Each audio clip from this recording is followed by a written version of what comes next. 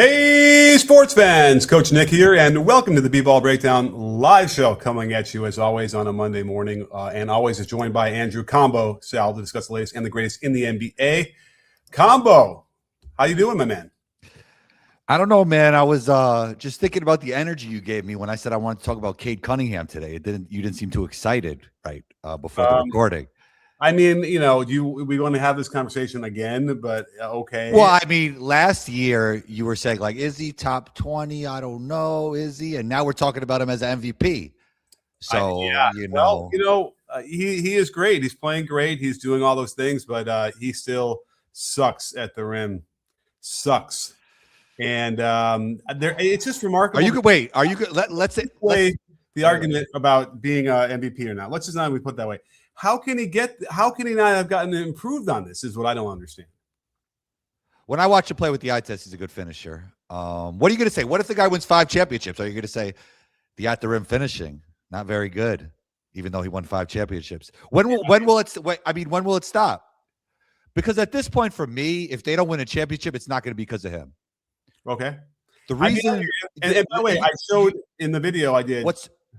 Go ahead. I showed in the video that he's playing with one of the worst gravity players in the perimeter in the league in Asar, and you can see how that gums up the works for a little bit for Cade, a little bit, because I'm going through a lot of those clips and I'm seeing Cade like getting the rim and just can't finish, and it's like and not related to that, but a little bit. Like one I included was he just gets his shot completely thrown because one guy can ignore Asar, the other guy can then load up on Cade, and that's your point. I think to some degree is that it's like because there's not enough shooting around him, those are all harder finishes. I'm seeing enough finishes that are not that he should be able to make as well that he doesn't. And again, I've said this ad nauseum. Even if he was average or a little below average, but like you're talking about, he's ranked like second worst in percentage. It's just frustrating. It's a frustrating thing to watch. And if he wins MVP, fine, great. Like, one of the reasons why he will is because some of the main guys are not eligible for games played now. Because there's no way he would overcome Jokic for MVP, right, this year. I don't think he's a better player than Jokic, but he's having a better season because of the availability. He's not having a better season than because of the availability. Well, first of all, his team has the best record in the whole league. I don't care. Jokic is having like the greatest. Like he's leading the league in rebounds and assists. He's shooting 70% effective field goal. Like there's just no. What I'm saying is Jokic. And the only reason why is because the game's played. Okay, that's the only reason why. And a lot of this is like who's doing more with less in all of this, right? I mean, you love to hype up his teammates, by the way, like Jalen Duren and other guys. Yeah. If you give them, I'd said this a million times, you give them Brunson's supporting cast, they win a championship last year. With this year, he just played against the Knicks. Jalen Duren didn't even play. He dropped 47 and 7. Like, it didn't even matter. He was clearly the best player on the court, took over the game. They have the best record in the league. Yeah. I mean, he is playing like an MVP, and when you take availability into it, Jokic did miss a good amount of games. And on top of that, Cade's team is better with less of a supporting cast, even though, yes, Jokic has Gordon out, and I understand they have had their injuries as well. But, I mean, when we're talking about, like, who's doing more with less, like, Cade Cunningham is the MVP right now, and Jaylen Brown's right there. I know we're going to get to him as well. But on top of all it, Jokic is, yes, still the best player in the world. I agree with you there. I don't know if he's the MVP this year, but he's still the best player in the world. I mean, he's having his season, and the reason why it's not more focused on is because he's missed games and he's going to not get the minimum games.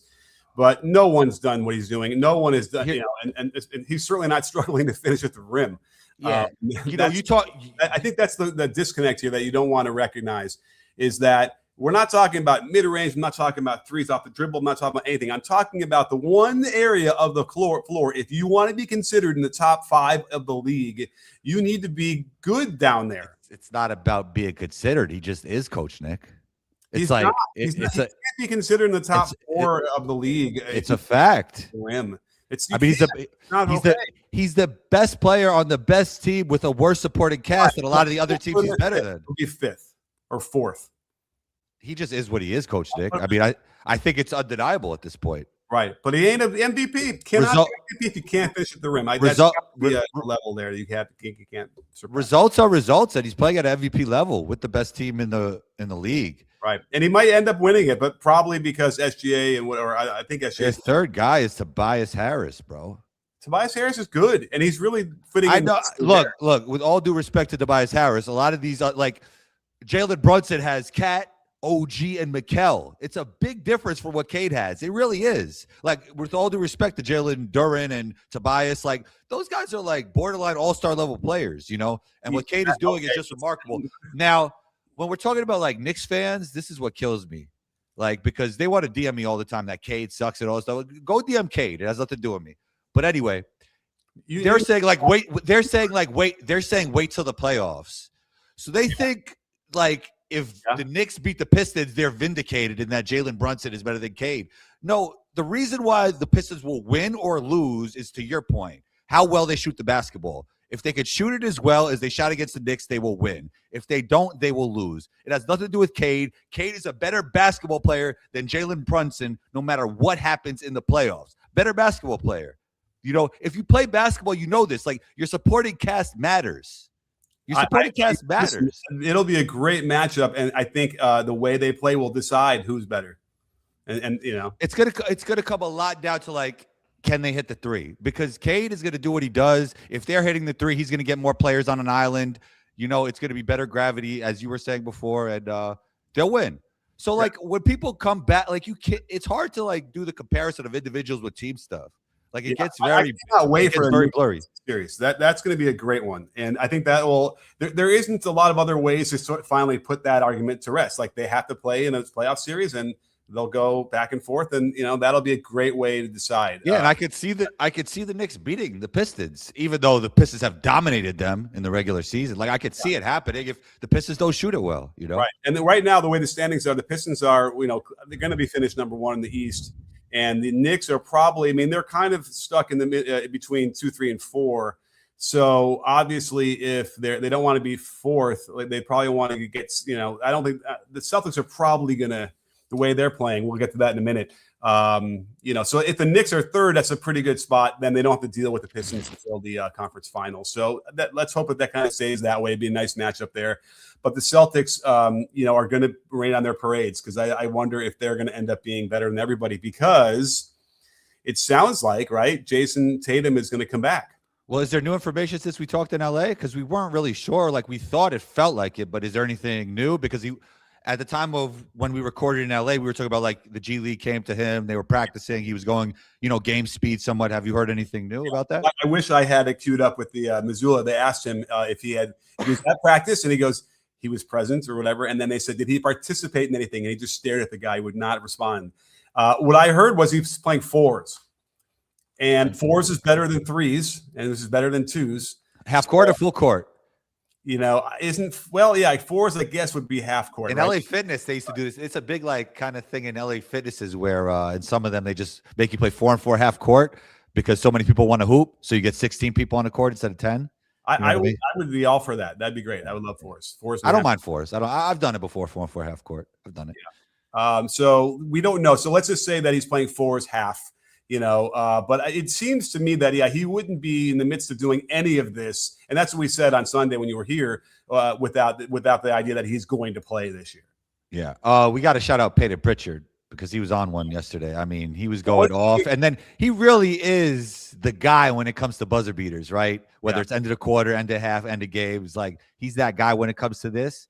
And his ability just to, like, he's fast, man. Guy's fast, goes downhill, could shoot, has very crafty around the rim, very crafty in the mid range, shoots a three really well. Like, he's just a complete scorer, just great player. Absolutely. And you know what? I talked to him briefly. I have to get him on the show because I really want to talk to him, because he's that kind of guy who they would have said, you're too slow, you're too small, you can't do it, sorry.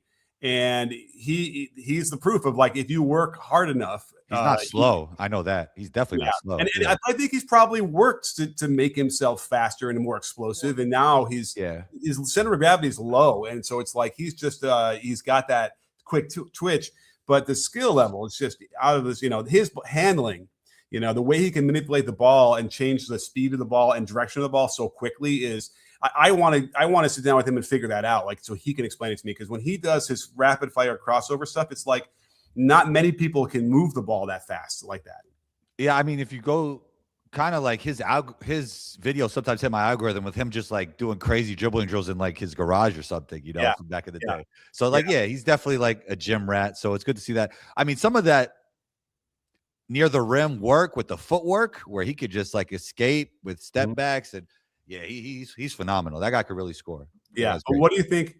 What do you think about they posted the thing where Jared Vanderbilt fell down on that left side drive, and he stepped back for the three and hit it. That's you got to call that a push off, don't you? I guess when you're like on fire, you get the benefit of the doubt sometimes. Maybe the refs were like had their popcorn out, Yeah. I don't know. I don't know how they missed that one. How about this though? How about Reggie Miller comparing Caitlin Clark to Payton Pritchard, and Caitlin didn't seem too happy about it. But watching him last night, I mean, that's a good player to be compared to, in my opinion. I mean, that guy could do everything. I love to know if there's a response to that. Like if she was like if her face was really responding to that or something else. Well, she might look at herself as the face of the WNBA, and Payton Pritchard's not quite that. So maybe that's where she was flabbergasted. But Pritchard's a starter, scoring a ton of points on a really good team in the East. So I hear you. So maybe that's you're right. She probably does feel like she's better than that. Yeah. But I just it's probably just senseless to try and make comparisons across gender. It doesn't, I don't know what that gets you anyway. So, but Pritchard's a bucket and a half, and it's great to, and they've forgotten about him over the years. His career is filled with all manner of like not playing, and they don't give him a shot. Then he gets in there, he does well, and they bench him again. He simply refuse. They cannot keep him off the floor. He's too good for them. Push-offs notwithstanding, which was a blatant one. But hey, he hit it, so I guess tip your cap. It was a blowout. Didn't really matter in that game. What was interesting, I thought maybe we could talk about really briefly, was the no call on the goaltend. And you know what? Maybe we can share that. JJ demonstrated it, right? Yeah, you know what? And let me just tell people, AJ, like that was embarrassing, right? He barely got to the net height. He wanted to show what happened, how they jumped up, and I think Cade put his hand into the rim, and he touched the net, but that was about it, right? I thought that the explosiveness wasn't that bad. I mean, when I was just looking at the feet, like it popped off the floor nicely. It wasn't terrible. JJ, all right. Look, it wasn't. He didn't get high, but he had a nice pop off the ground. Right, let me share this because I want to make this clear because of what the rule is, and I didn't write it perfectly when I was writing my tweet for some dumb reason. But here, is it going to do this thing now where it's not going to play? Like, do you ever do this where Twitter does suddenly and spins and doesn't play? Can you see this? Let's see here. I want to go full screen, but it's all frozen. Let me try this. Wow. Well, good to know that Twitter sucks. It still sucks. It won't even give me the thing to go full screen in this window. Anyway, well, I tell you what. While we're talking, maybe I'll send this clip over to my computer. We'll do it from there locally. But how horrible is that? Anyway, and I guess for the people who are listening to this later, that doesn't help them as much. But let's do this. All right, I'll talk about the sushi we had in LA. Coach Nick, the spicy salmon. Yeah. Oh, amazing, man. Amazing. Yeah. Can I out you with how your method of eating sushi? Oh, well, first of all, I'm a messy eater, so if you want to go at me there, that's fine. And I eat really fast. I try and work on that. But go ahead, man. You don't have the chopstick game, I guess that's your issue? I don't have the chopstick game. I just go for it, man. All my friends know. They kind of like, tease me about my eating, the way I eat. It turns out there are people out there that use their hands a lot for sushi. I was unaware of that. In LA, that's a little uncouth. You need to use the chopsticks. Oh, you didn't say you waited till we got virtual, huh? You couldn't tell me in person, face to face, Coach Nick. You brought up the sushi eating. I'm sorry, I was going to forget it. You're right. All right, here's the play. Let's see if it plays smoothly. And I was like, yeah, you can't do that. Let me turn the volume down. You can't do that in basketball. You cannot. You can, though. This is legal. This was not a call. Now, unfortunately, I didn't let it roll because you're going to see JJ jump up there. And I don't know where that is now. Time out. Coach Nick. So you're saying I could do the cornet closeout underneath the rim every time somebody shoots a three? So this is what I was talking about with Chip Clark earlier today, because, yes, here's why it's not a goaltend, right? Now, obviously, the hand's in there.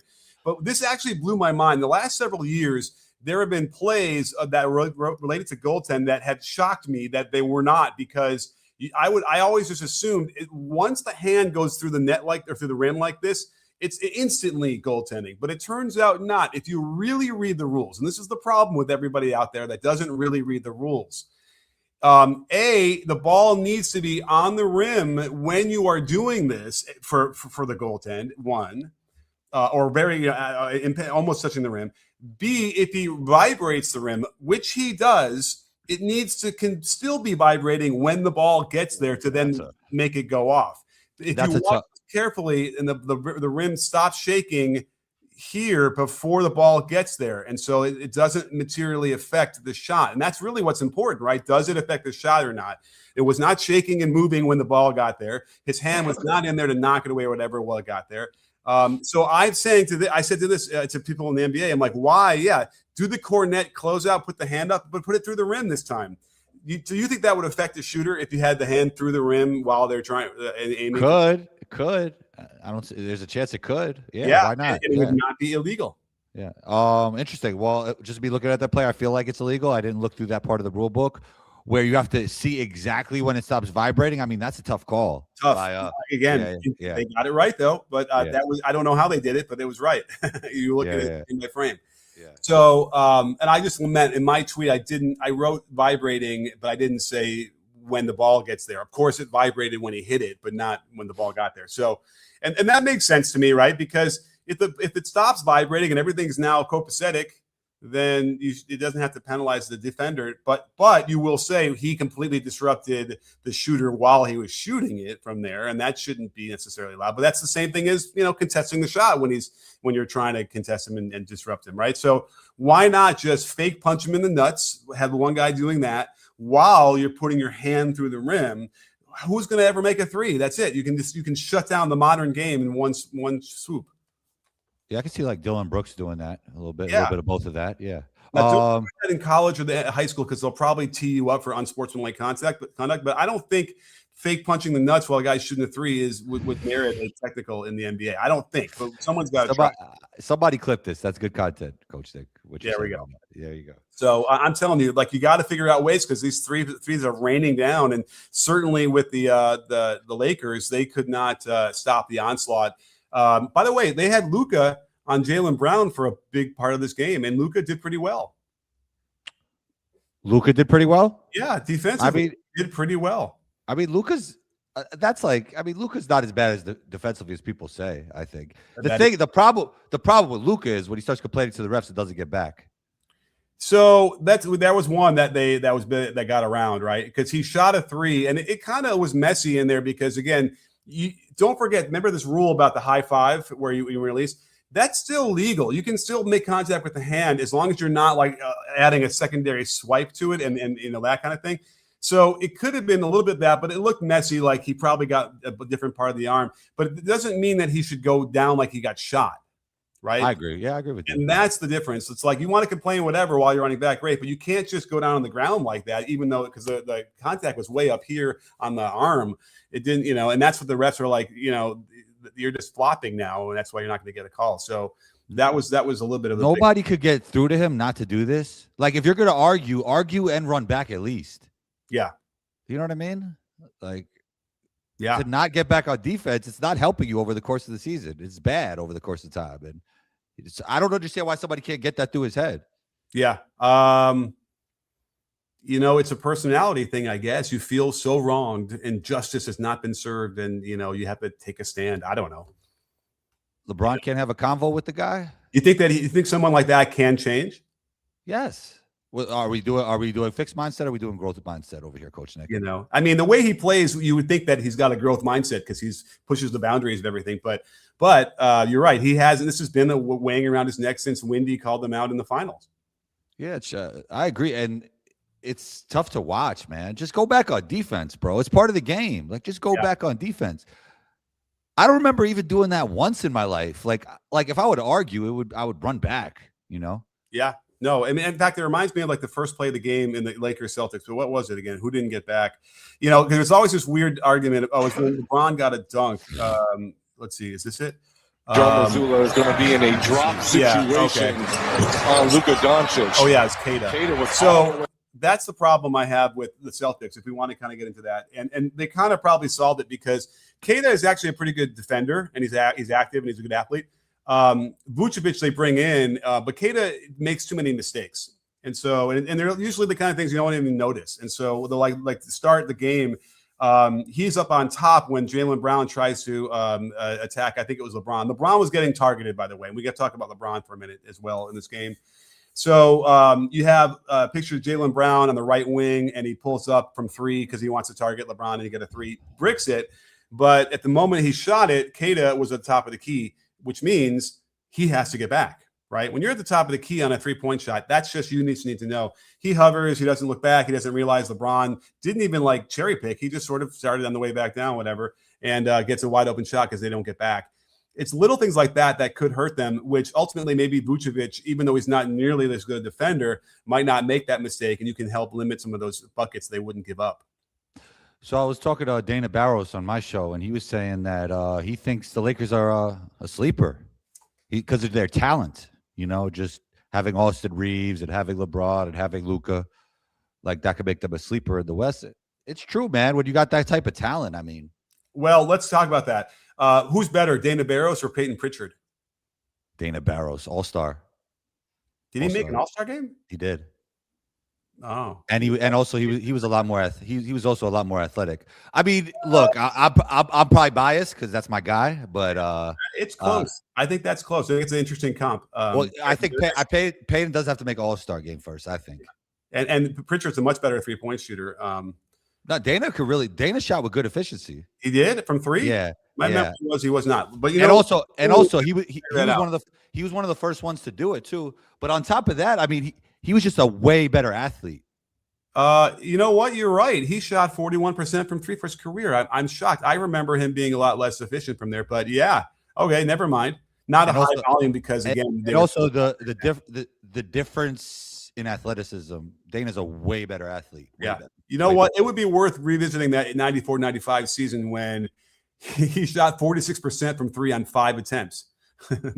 that was like crazy. And I mean, also, it's even more impressive that it was back then. You know? Yeah, I'm saying he averaged 21. He was the most improved player.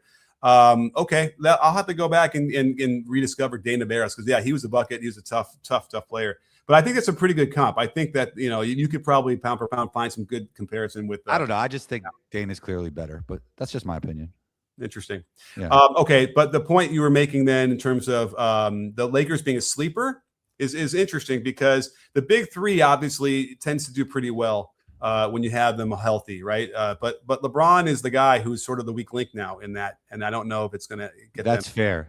I think that's a fair point. Can he turn on the switch for the playoffs? No, the switch he has is on, and that's all we got, which is good. And let's see. My buddy Ben was with me. We did a pod actually yesterday about it, where we talked about LeBron, and he's kind of washed, right? Like there's moments where it's like, the finishing. You think LeBron James is washed? He's you got to say he's a little bit on the way. Diminished is probably the word, right? But he's done a great job of slowing his decline down, better than anybody ever. Yeah, and he's top 30, 40. Where is he? He's top 25, 24. I think you can make that argument. I also think that when you get into the games with the really good teams who are the younger good athletes, it's going to be rougher for him. He's not top 25 then. But when you get to the entirety of the league and everything, yes, we can still see those moments. So who's better? Him now in the playoffs, it's going to be a problem. Who's better right now, LeBron James or KD? KD, for sure.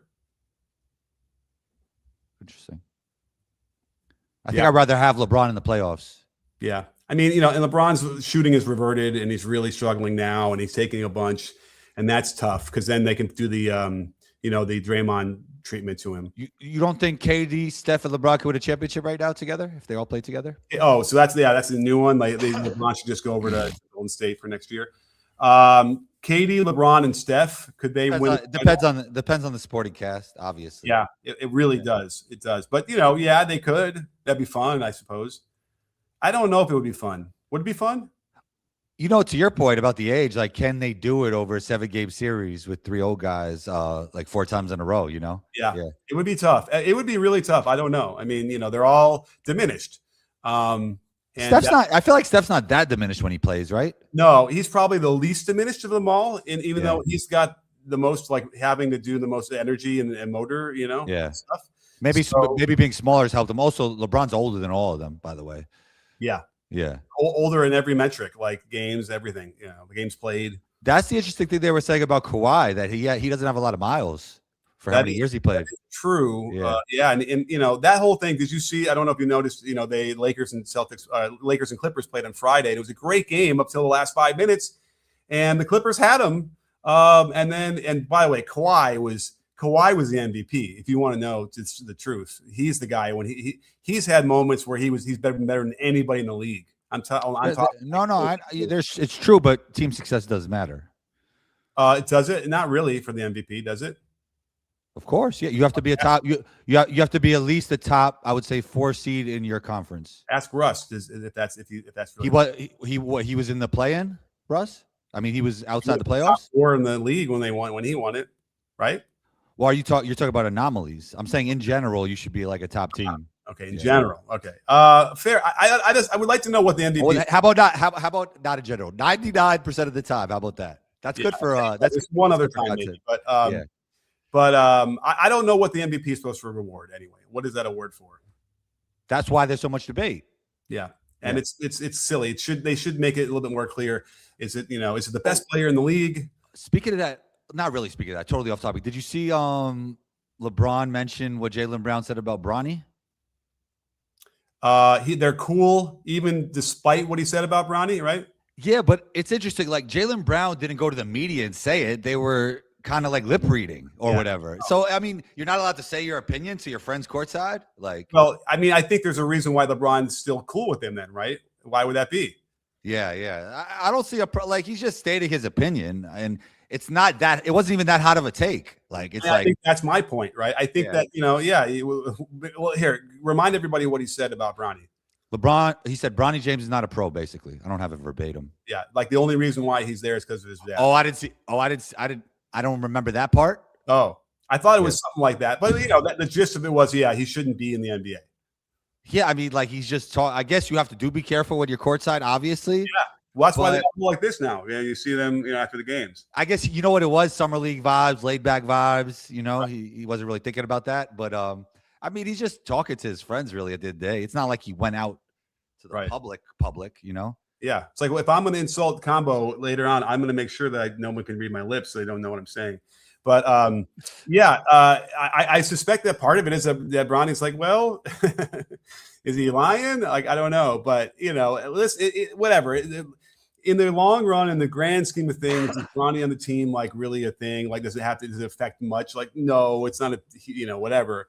Is it taking away a spot from somebody? Whatever, but although interestingly enough, he is kind of caught in this weird thing where he could play in the G League and do really well there, but he can't really play in the NBA. So he's sort of stuck in between where, there's not really no place for him. I wonder if in the EuroLeague. No, not a good idea. Really? No. Well, but they wouldn't. So the thing with Bronny in my mind, does it strike me as a guy that would actually, I think his game is more NBA than EuroLeague. When Bronny checks in, he has a bigger target on his chest than any other 12th man in the league. Yeah, but EuroLeague is tough, man. EuroLeague is all about feel for the game, reading the game, schemes. Yeah. It's I actually think he's probably more of an NBA player than a EuroLeague player to me, Yeah. Because just showing that you could thrive in the G League shows that you have some kind of NBA potential. That don't necessarily show you have any kind of EuroLeague potential in a way, Yeah, I agree. And I've done that video too, comparing why it's harder to score in EuroLeague, and there's differences. So but I do feel like, and maybe it's kind of calmed down. I got to check his minutes a little bit more, but it felt like when the second he'd check in, they just would be locked in ferociously on this guy, and he's checking in usually when the game isn't close. It's give the kid a break, right? Just guard him normal, and they're not. And that's try being combo and going to Equinox. They don't like my takes. They guard me when I get out the elevator. Just face guard me. They don't care. They don't care if they lose. Somebody else could get a layup. They don't care. Wow. Well, with great power comes great responsibility, Combo. That is true. What a quote. Yeah. I mean, listen, isn't it a thrill? I don't know. Are you a shooter? Is that what your deal is? I could do everything. I'm a positionless playmaker. I'm kind of like Luka, but you know who I'm like? I'm like a more athletic, shorter Joe Ingles. Okay. And Joe Ingles did hit threes at a high rate. So yeah. But he wasn't really a shooter, you know. He was just a great player. yeah. Okay. Because I was a shooter, and so like as soon as I walked in, yes, they were like, that they shooter, like whatever, they had to yell it out. And that was thrilling, but it was, sometimes it'd be nice if they wouldn't know that, and I would get a couple open shots in the beginning.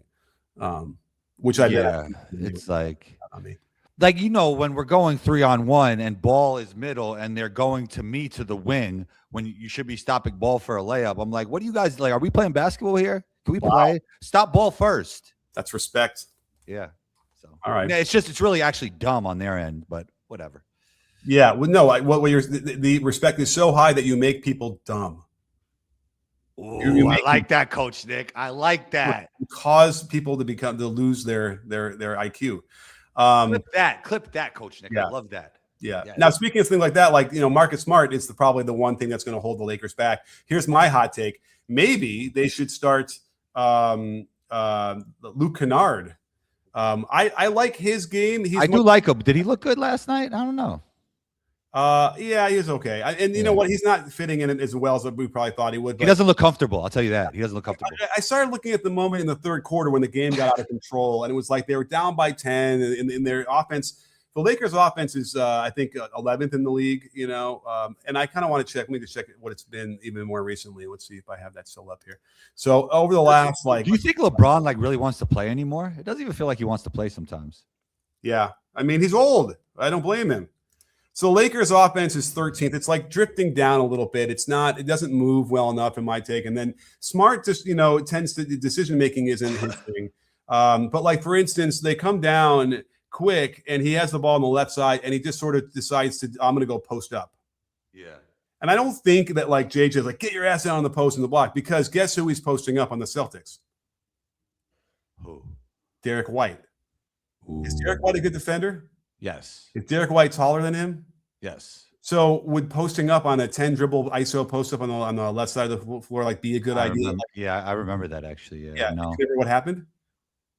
He got frustrated. I think it was like a no call. He thought he got fouled. Not on this one. Oh.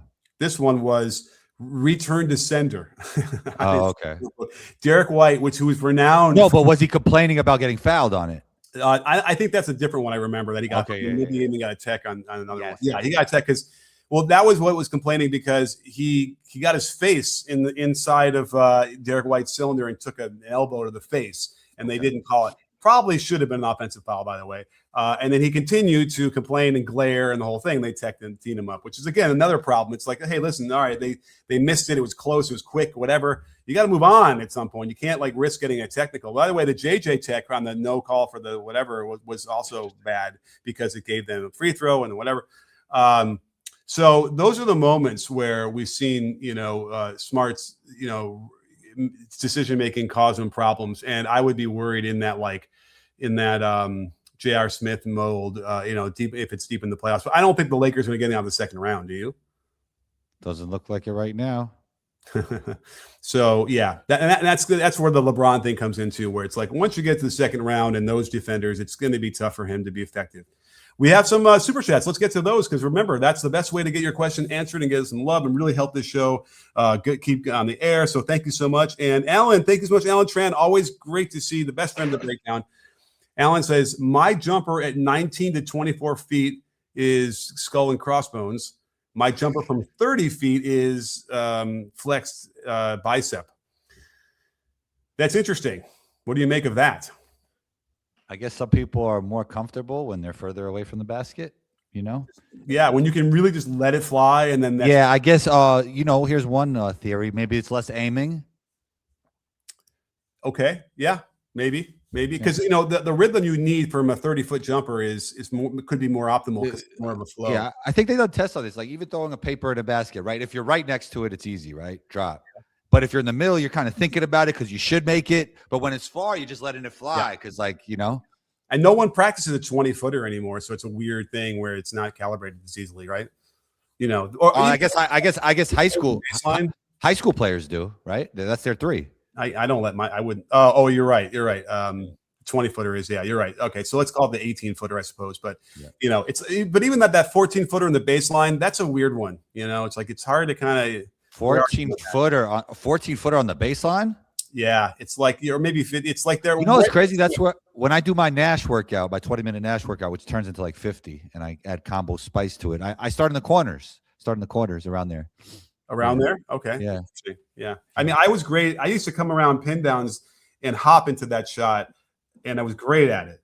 Baseline, baseline mid range. You're saying, right? Yeah, I come up, so I'd be catching it facing like the half court because that's the pass coming that way, and then as I'm catching it, I'm in the air, both my feet, so I can rotate, and then spring off the floor.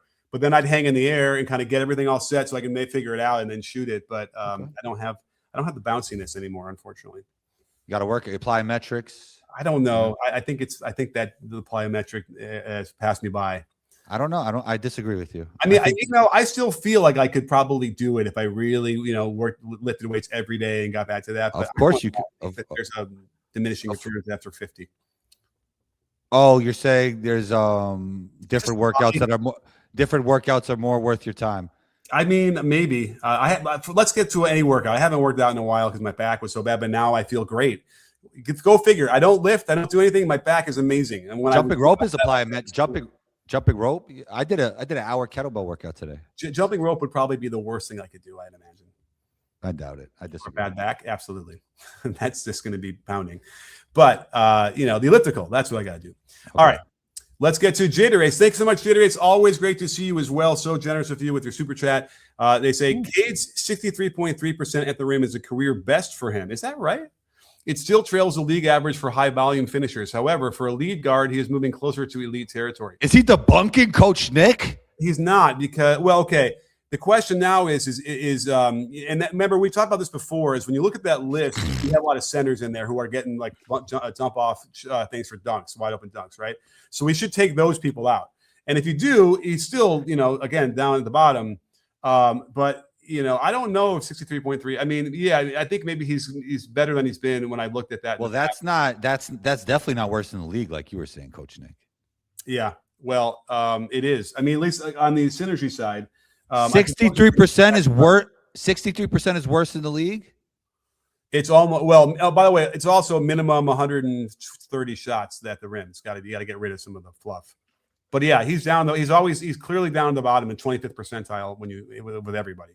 But if you want, I can look at the NBA side because they have it too for players. We talked about this before. I mean, Steph Curry didn't really post up. Shaq missed free throws. Jordan didn't shoot threes. Everybody got something. Yeah. Well, by the way, I had a problem with Shaq being MVP because he'll never be the player they give the ball to at the last possession to win the game. How can you be an MVP if you never? What if you're most valuable for 47 minutes?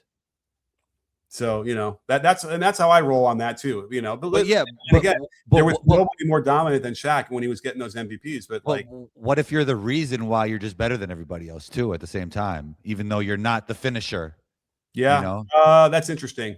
Yeah, right. So like with Shaq, you're trying to say like he's so much gravity that like he just made everybody, and that's true. And the triangle helped him as well. Well, look, I mean, supposedly I didn't even look at the numbers, so you could probably debunk this. Supposedly Kyrie was the closer, finisher, but we all knew who the best player was and the most valuable player on that team, right? With LeBron James. So yeah. All right, let me look here really quickly at where we're looking at Detroit. All right, Detroit. We have the NBA stats at the rim, which is a little different. And it has Cade at 62.9, which is what he said there. And I have a feeling if we open that up to and then minimum 5 attempts for let's get all teams. And let's do minimum 4.5 attempts per game there. I have a feeling he's still going to be greater than 4.5. Let's see, and then we'll do the best. Who the best finisher? Oh, can we do by guard? Oh, I can make it by guard. Let's do that. Okay. Yeah, who's the best? So who do you think the best finisher at the rim is, or best finisher at the restricted area is in the NBA? Minimum 4.5. De'Aaron Fox. Oh, that's interesting. He might not take enough. He does not. I don't think I see him in this list. Right now, I might have to let me lower it because it's not enough. He's not in this. Let's try 4. That was just so random in my head. I don't know why. Yeah. Well, okay. So the best player is Jaylen Brown, 72.3% in the restricted. And they're trying to tell me Jalen Brunson's better than him. Jaylen Brown's better than Jalen. Jalen Brunson versus Jaylen Brown. Jaylen Brown's better. Brunson, man, he's so good though. You want to throw the defense in there, right? Let's cut the defense out. Let's just talk about offense, can we? Well, Jaylen Brown's averaging 30, and you like the at the rim finishing. Yeah. So there's that. But you know what? You know who's number 2, by the way? Amen Thompson. Nice. I mean, that guy's an athlete. You know what's crazy? He's that guy is so athletic. He gets open dunks where nobody else would get open dunks. Like that's how fast he goes up. I just don't know how he how does he ever miss? Why is it not 95%? But anyway, SGA is right behind him. So if you look at this, there are 30 players that have taken at least 4 attempts a game, guards in the restricted area. Do you want to know where Cade ranks? Sure, Coach Nick. 19th. Okay. So that's just interesting. So there's an interesting thing between synergy and here where the restricted area and at the rim are 2 different things, right? So we don't know why that doesn't match.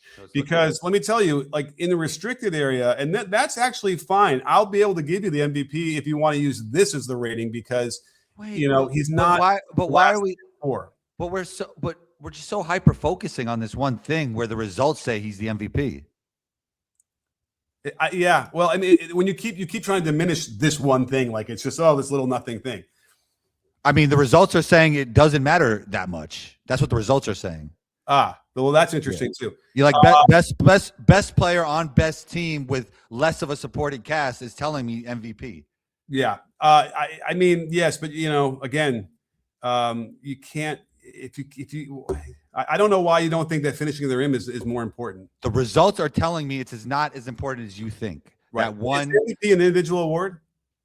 Sure, you're the most valuable player. So you're trying to throw in the play of the team into this because his team is better and he's doing it with less. Yeah. Well, so so now it's not an individual award. So his chunk of the pie is bigger than the other MVP candidates, and he's doing more. Yeah. I mean, and by the way, if we want to, I got to dig into this a little bit more to find out why the disparity is so big on terms of at the rim versus in the restricted area. Because again, if he ends up being average or like a little bit below average, which is I've always said for years to you, then that's fine. Yeah, he could be MVP. But these numbers on the synergy side that show him like last or second to last, that's always been the big point I've been trying to make for you. So I got to figure out why that doesn't come up the same way. I think it's important to take a little bit more of an elevated perspective on this. You're hyper focusing on this one stat, but the results are saying MVP. In totality. But what I'm thinking is MVP is like I guess in my mind the reward of the MVP is like you're the top player in the league. Yeah, and his ability to make those around him better is at a higher level than almost everybody else right now. Which I like all that. But if you can't finish at the rim, and the only reason why I've ever looked at this is because I'm seeing some of these finishes. I'm like, oh my goodness. And if when I watch him play, it looks good to me. I didn't look at the stats like you did. Like I see some nice finishes from him. I see him dunking all over the Knicks. All right. Like maybe what I'll do is I can call up that montage and we can look through it and we can just you can they'll be more informed. We can make all kinds of montages and make it look however we want to look, but the results say that's another one of those. Oh, you can do that for everybody, but I'm like, no, not necessarily. Yeah, but we could look at one. I think it's a broken record now, but the results are saying Cade, at the very least, top 5, probably MVP. I can't. I mean, just because this one stat tells you he's below average in one part of the game. Well, no, and again, that's not you. Now you completely misrepresented what I said. I've never said below average means he doesn't get MVP. Look, you were holding on to the finishing at the rim thing when you were saying top 20. Now we're talking about top 5 MVP with all this finishing at the rim that you're saying is not that good. What am I? Yeah. What? Let's just see if it's clear to you what I've been saying. Where is he ranking? Like I keep bringing this up. Where is he ranking? At the finishing at the rim. Last. I don't. Second. Well, first of all, this stat that we just got does not say last to me. Right. So, but now you're trying to make it seem like I'm saying if he was like average or below average, I'm saying he shouldn't be MVP, and that's not what I'm saying. But what if tell you that I said if he was average or even a little below average, I would say great, he could be MVP, no problem, but you can't be last. You can't be third to last in the league. All right, if somebody has a weakness and they're proving they're the best player in the league every single night, and they're on the best team and they're the best player, and give him as kudos as you want, you can't be MVP. That's what I'm just saying. For finishing at the rim, that's you got to be average at it. Okay, so what if he does win the MVP this year and they end up winning a championship? You'll look back and be like, that's not the MVP. Yeah, well, you're going to at least be able to point to this stat, the NBA stats at the rim that show that he's not last or not third to last. And then that's fine. Then I can tell you, I guess that's fine. I want to look now back at the other years too to see how much, if it continues to be that way, as a discrepancy between. I mean, because synergy like is Jaylen Brown is number one, right? Cade is better than Jaylen Brown. Clearly, is he? Is it clearly better? Yes. Cade Cunningham is clearly better than Jaylen Brown because of his ability to make everybody around him better. The passing, the table setting, the game managing. You know. I mean, the passing. You know. Yeah. Because the results indicate that he's right there too. Look what he's doing. He's dragging this team that doesn't have their argument. My point is, we agree that Cade is better than Jaylen, and Jaylen's number one at the rim. Who's got a better supporting cast, Jaylen Brown or Cade Cunningham? It's close, but I would say Jaylen Brown. Yeah, you really don't like the supporting cast on the Pistons. No, you're just trying to make them better than they are. They're not that good. Jalen Duren, you need to watch Jalen Duren. Did you see what Cade Cunningham just did to the Knicks without Jalen Duren? Did you watch it? I feel like you're basing Jalen Duren on like last year or something. Well, last year the second best player was Malik Beasley. Well, pour one out for Malik Beasley. You know, and you know, by the way, Tobias, I think Tobias is an all-star. Did he ever get an all-star? What, Coach Nick? What?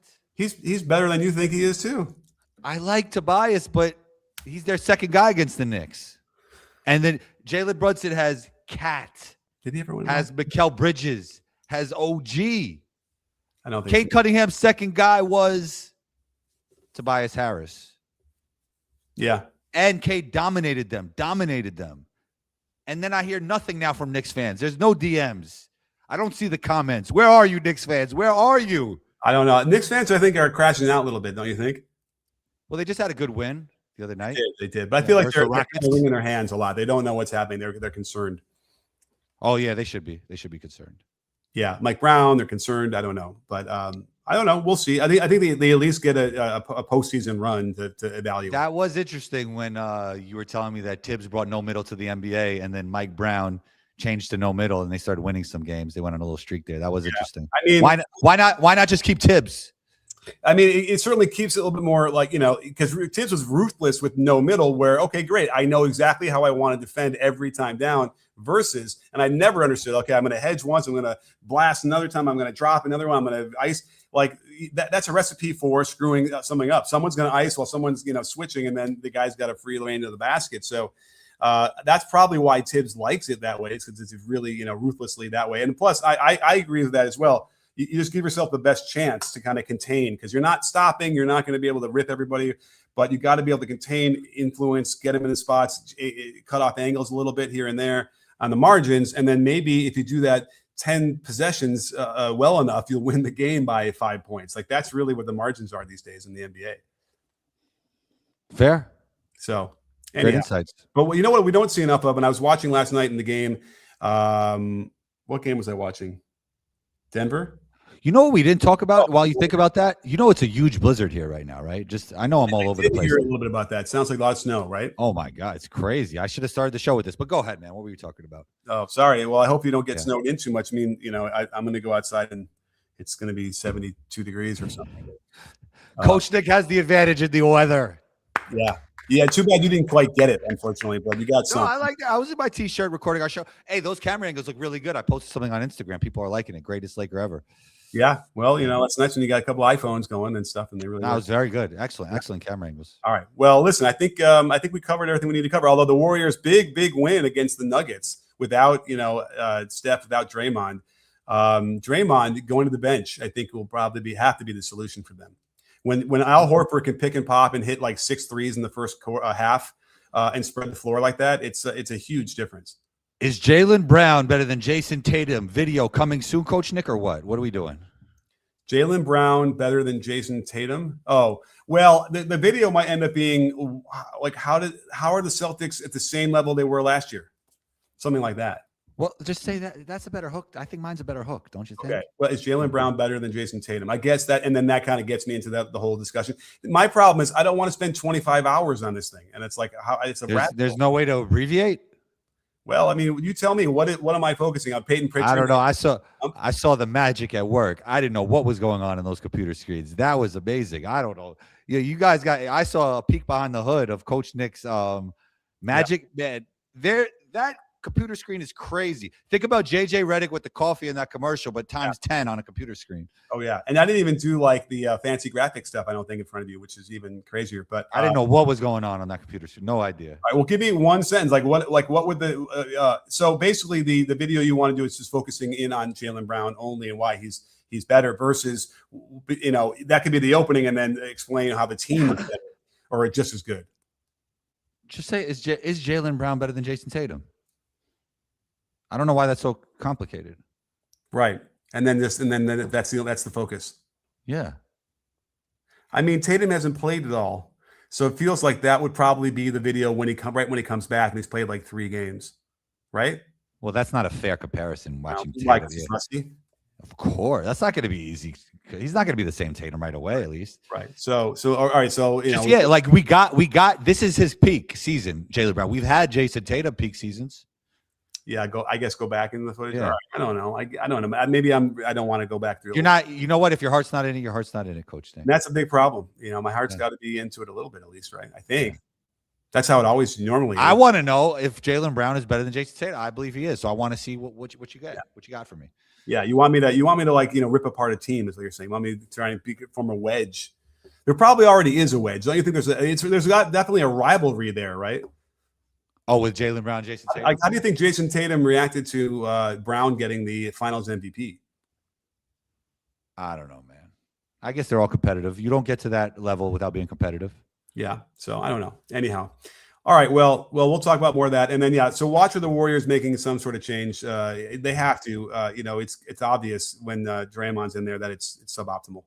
So, and he's not the same anyway. And his passing is weird. It's not accurate and it's off. And, and it disrupts flow and they can't get shots when they would have had a shot if it's a better pass. So anyway, but a huge win. Pajemski was huge in the fourth quarter, 15 points, great game. So keep your eye on that. They're still fun to watch. Even though they're so undermanned, it's frightening. And Jokic was so good. Oh, Pods was great. Pods was great that night I was watching that day. Yeah. Yeah. All right. Well, listen, we got to go, but great stuff as always, Combo. I will check you again, probably, I guess, next Monday, if not earlier. Yeah, let's do it, man. Let's do it. All right. Well, thanks so much. And thanks for everybody on the super chats. And don't forget, sports fans, at B-Ball Breakdown, we're not a channel. We are a conversation. You in? Are you in, Combo?